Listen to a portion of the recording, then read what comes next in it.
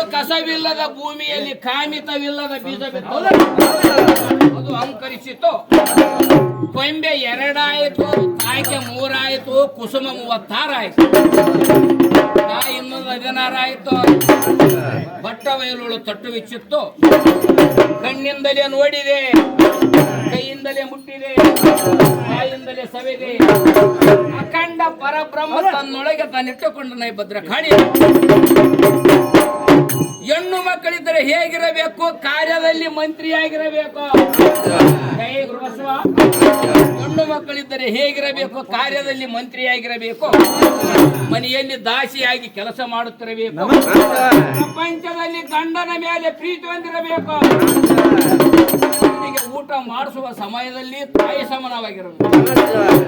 ಇಂಥ ಹೆಣ್ಣು ಮಕ್ಕಳಿದ್ದವರು ಕೈಲಾಸವೆಂದು ಸಾಧಿದಳ ಅಕ್ಕ ಮಾಡಿ. ಹೆಣ್ಣು ಮಕ್ಕಳಿದ್ದವರು ಕೈಲಾಸವೆಂದು ಸಾಧಿದಳ ಅಕ್ಕ ಮಾಡಿ. ಬಸುರಾಗದು ಮಗ ನೋಡು